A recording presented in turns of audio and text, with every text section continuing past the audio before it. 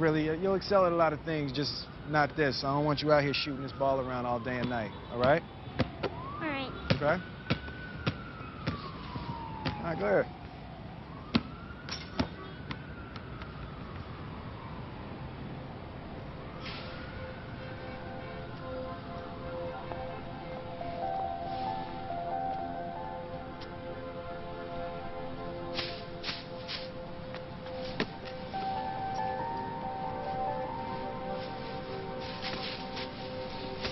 Hey. Don't ever let somebody tell you you can't do something. Not even me. All right? All right. You got a dream, you got to protect it. People can't do something themselves. They want to tell you you can't do it.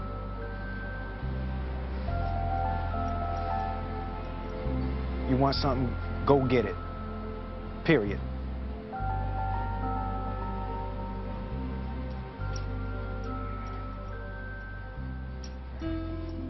The day I first met Colin Slater, he was in 3rd grade or something. He was just a youngin', and I was helping coach a travel program, and this kid just randomly walked in, and we were not the best.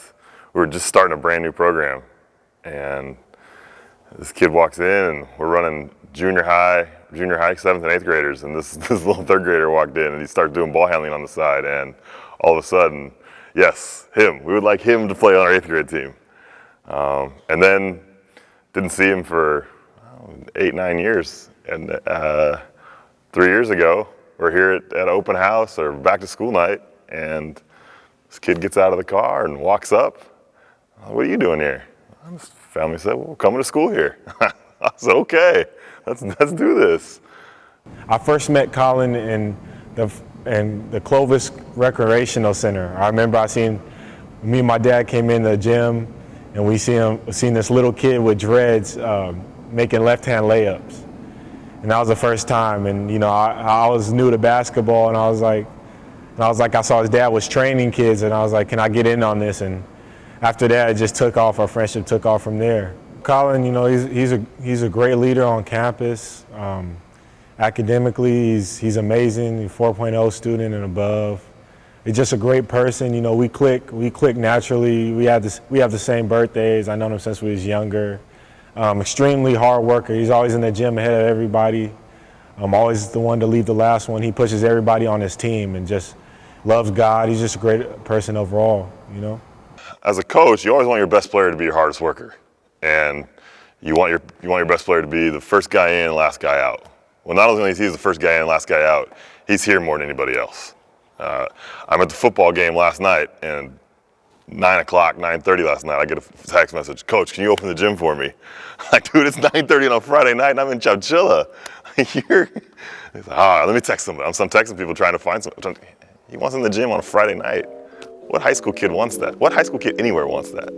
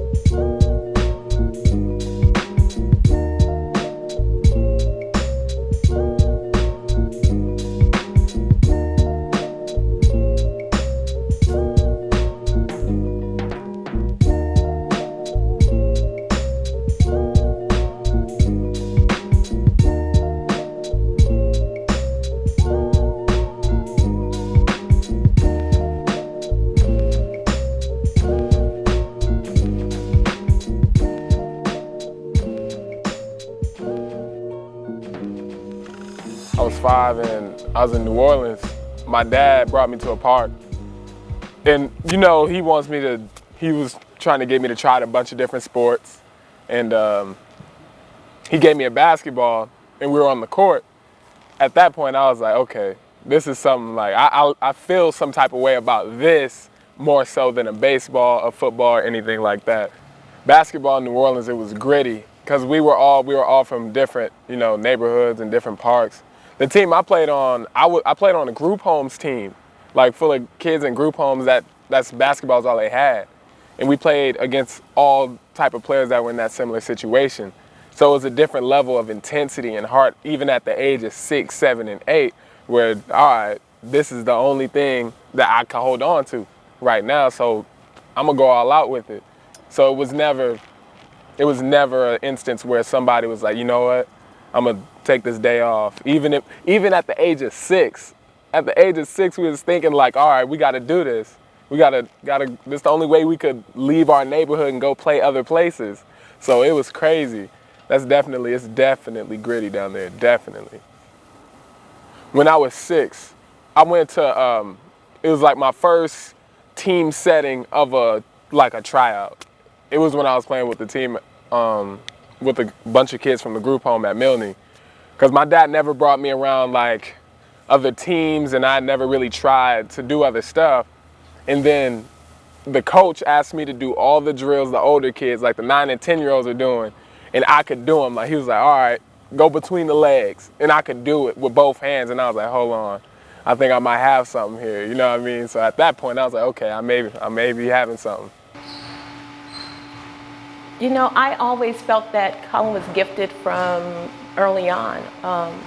He, as far as specifically being college ready, I just always thought that Colin would be successful in whatever it was, whether it was through him being an entrepreneur or through college or whatever it was, because he exhibited gifts early on. Not just in basketball, but just as a young kid who was always eager to talk with you, to ask questions. No question was too small.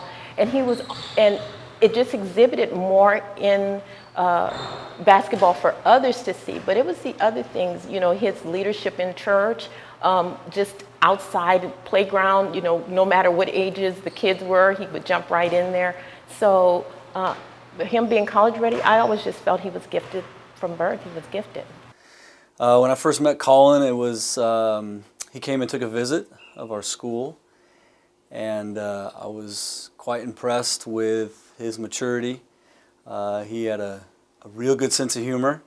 He was very outgoing, and I was impressed that it wasn't all about basketball with him. He was interested in our school, our academics. He was interested in the spiritual side of our campus, and I was kind of just not expecting that, because you hear about him as a basketball player, and then you get him here and you get to know him just in an hour and a half tour, and you realize there's a lot more to this kid than basketball. And I was just impressed with the young man that he was. If I could put a kid on a poster, I've been here 21 years, if I could put a kid on a poster that best represented Emmanuel in all facets, academics, spiritually, athletically, socially, leadership, he'd be the guy. And we've had some amazing kids come through here, and I can honestly say, and I've said this to other people, I've never met someone like Colin. Colin is one of a kind, and it's sincere, it's legit, it's all those things. I mean, my own son's a freshman. I want him to work as hard as Colin. I want him to be a leader like Colin. I want him to be able to reach out to social groups that aren't as popular, to be able to go to an international club lunch and be able to talk to Chinese students and to care about the young kids who come up to him. I mean, those are all the qualities of a guy who has a future. And he's that guy, without a doubt, for us. I'm real blessed. I told all my teammates in there, I'm thankful. I thank God for everything. Without him, none of this is possible. Now, you guys, the game starts, you come out the gate, 3 quick threes, man. Were you just feeling it? Is that something you just wanted to do, get your team off to a good start? Oh, yeah, I feel like that's really important. My guys really look to me to, step up in any way I can. Just this time, it happened to be hitting shots.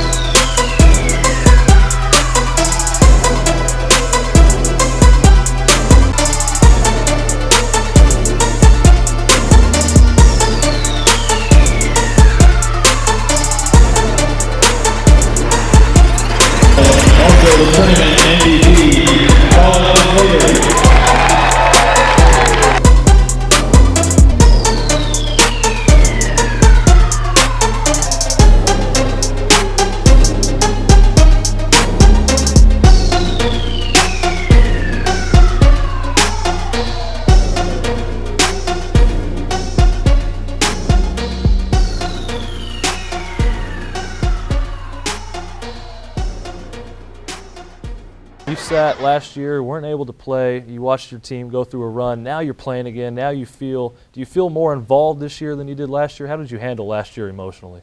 Honestly, I'm focused on this year mainly. Like, I kind of put all the other stuff behind me.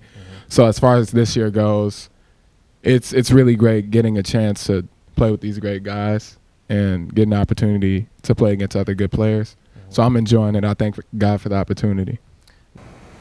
When Colin wasn't able to play that year, it really sucked. You know, it hurt, but it made us stronger as a team because he was the first one supporting us. Every time we got on and off the floor, he was still practicing with us his hardest, even though he knew he wasn't going to play that year.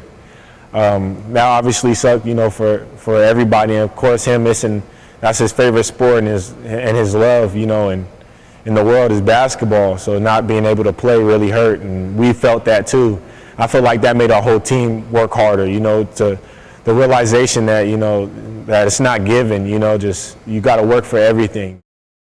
I felt horrible when the news came. We came in this office to give him the news, and we were actually tearing up. We were sad and crying, and Colin looked at us and said, "It's all right. You know, it's okay. The Lord has a plan." He didn't deserve to sit. I stand by that. I'll continue to say that. He didn't deserve to sit. But he sat graciously, and to be able to come and have that first game and then to ultimately end up where he is with a scholarship, it's just, he's so deserving of it. He is so comfortable in his own skin. He is comfortable with Colin Slater. And at his age, to be comfortable in your own skin and to not worry about what people think. And I've seen him go through the tough times. I mean, I've seen his, the whole transfer thing. That kid was put under the microscope. It was unfair. It was done completely wrong. And to watch him handle himself, he's just comfortable with who he is. And he's comfortable with who he is because he knows the Lord. And that is a unique quality, especially in a kid of this age. You just don't see it very often. It's amazing, to be honest. I said God has blessed me with the ability to learn things quick. Like, I can pick up on things pretty fast. I don't have to do it like 4 and 5 weeks. But anything I could put my mind to, I'm able to do it.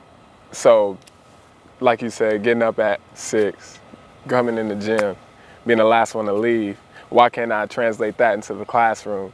Being the first one in class, learning, and putting just as much effort in there as I am in the gym.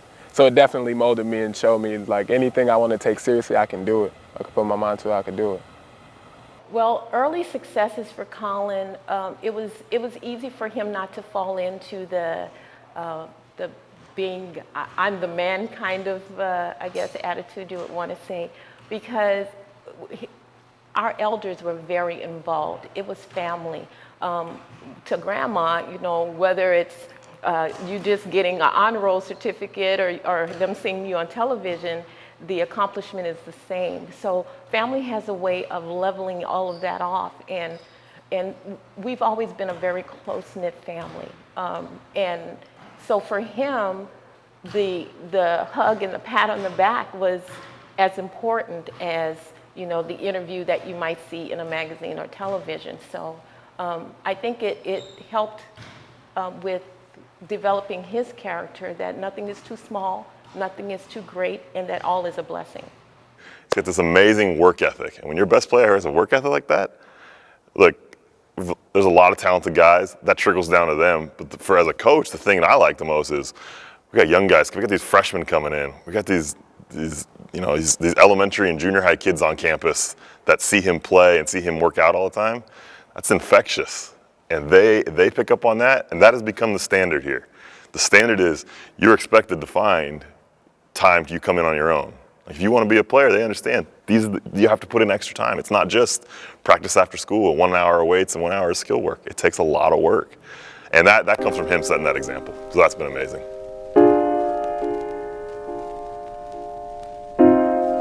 I feel like right now, there's not many leaders out here. You know what I mean? Especially athletes. You know, they're not really doing the right things all the time.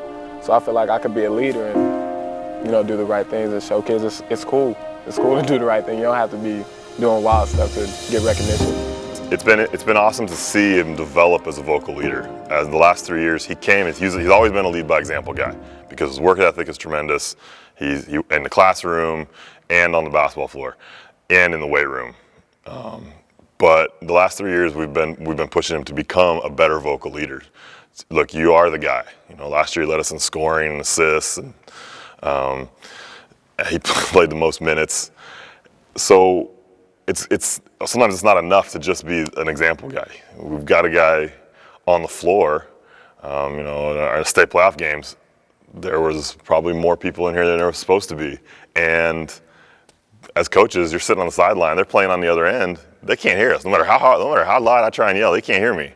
So I know I can get to him as he goes by, and then he's going to relay that information down the floor, and everybody's going to be in the right place. Everybody's going to know their job. So to see that development has been amazing. It's been awesome. To me, he's the kind of leader you want to follow. One, he does it by example. Nobody outworks him. You can't out-practice him. He takes care of his grades. He does the work in class. He does the extra work. So he's by example, and those are the best leaders. But he has the ability to communicate to kids, especially on the basketball team, hey, you need to get it together here. And so when he speaks, he's earned the right to be heard. And I mean, I'm in a leadership position, and so I understand I've got to walk the walk and talk the talk before, you know, people are going to follow. So he has an innate ability to do that, and kids follow him, and it's because he's earned the right. He's consistent.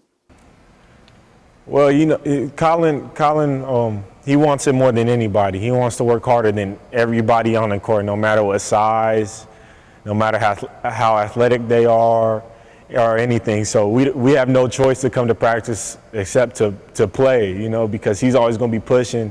He's always trying to get a one up on you. So if you don't come to play, you're going to get left behind. So Colin impacts the whole team. That's how he impacts the whole team. You know, it's even been contagious on me. You know, I already like to work hard, but it's been working with all our players, you know, from our freshmen to our seniors now. You know, everybody sees that, and, you know, they see his success, and they want that. So, of course, that's contagious on our team.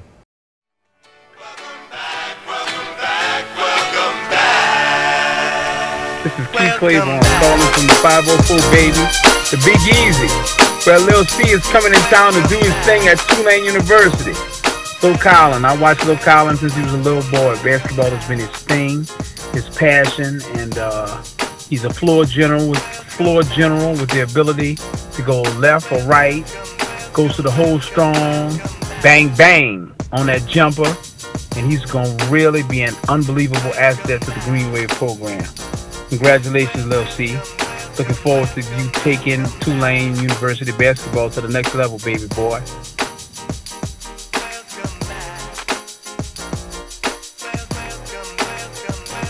You got a game changer coming. Let's talk basketball. I know for no doubt that guy's going to tear it up in basketball. But what you're getting is you're getting someone that can transform your community. He can be a leader. He can be a person that people rally around. They want to come see. They want to come watch. He'll take care of business in the classroom. And he's someone, when he's successful, whatever that is in life, he's going to give back. I just know he is. So you're getting an amazing kid. And he's not a kid. I mean, he's a grown man who just happens to be really good at basketball. Ever since I was in third grade, I believe, he was talking about Tulane, and we were looking at him like, Tulane? That's all the way in New Orleans and stuff. And I didn't know about his history that much, and that's his hometown.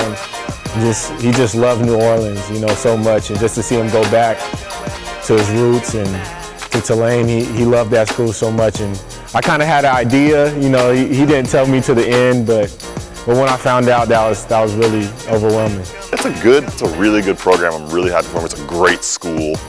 The Tulane basketball program got better when he said he was going there. That's the biggest thing. I think he's got to be the steal of the country this year. He's got to be the steal, and I'm happy for Tulane because they put the work in. They've put the work in. They've been here. They've been in Reedley at 5:30 in the morning. You know, whatever the first day they could officially come see, they were there. The first minute, they were here. and it's so I'm happy that they're the ones that got it. But yeah, Tulane got a lot better when Colin committed to Tulane. Oh yeah, I chose to go to Tulane University, back home in New Orleans, Louisiana. Roll Wave. I grew up in New Orleans, as you know. It was a dream school for me because my mom always worked on campus. She worked at Tulane when I was younger, so I would always go there. They took us on field trips there, so I was always involved in Tulane's, campus, and I just loved it. It's great memories there, and they're great people. So growing up, I was like, if I get the opportunity, I want to go here. And as I grew up, like I started getting that opportunity, and the coaches were like, yo, we're serious. We want to offer you a scholarship. And it was going from there. I was excited. When I was on my official visit, I met with the academic advisor, and she was telling me all these things about how important it is to, network and get used to, communicating with people and just getting to know them, because you never know, like, what person you may run across. And it's cool to just get to know people and be a kind person. And that's when I was really like, okay, this sets this area apart from anywhere else I've been. This is the spot for me. I have to say I'm a little bit biased because I worked at Tulane prior to our being displaced after Katrina. So for Colin, I mean, they've always been a part of the campus, both my daughter and my son. They were attending feeder schools at Lusher Elementary, which Tulane is a sponsor of that elementary school. And with me working there too, so I like his choice, but if he had chosen anything else, I would smile and be just as happy. So I wasn't surprised by Tulane, just as I would not have been surprised by any of his other choices. Coming in as a freshman, I want to win a national championship, so I'm gonna work hard. I'm gonna continue to do what I do, give glory to God, so I'm gonna just go with it. I would want to win a national championship and bring it back to the city. Bring it back to the city, bring it back to Tulane. And that's a dream for me, because it's a dream right now because I'm actually going there, but that's one thing I really would like to do, and that's what I'm going to work towards.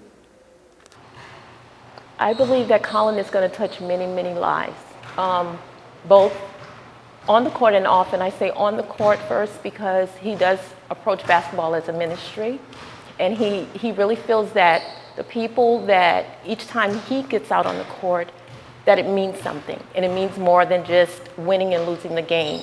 There's a whole lot that goes into his walk, just being a Christian athlete, student athlete. So I see him touching lives beyond just his college years. I think as a man in his life, I think there's a greater purpose for him. Like I said, I felt that he was gifted from a little kid. And not, it's something to say when you can operate in your gift early. It manifests and it grows.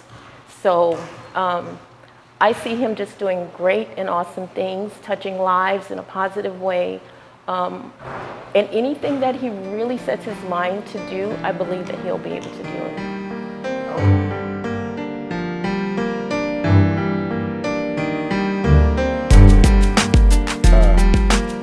Tulane's gonna get an awesome person, a great basketball player. I feel like he's gonna lead from the moment he gets there, knowing Colin, he's not gonna change anything for anybody. And when he gets there, he's gonna impact that team a lot. With his work ethic, with his competitiveness, I feel like he's gonna do big things there.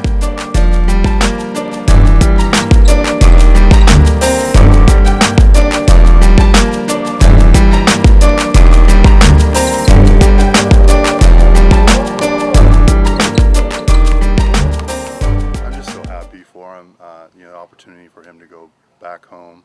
I know it's a school that he's looked at for a long time, great academic institution, and just to see a smile on his face once he finally made his decision I knew that he had made the right choice for himself and his family.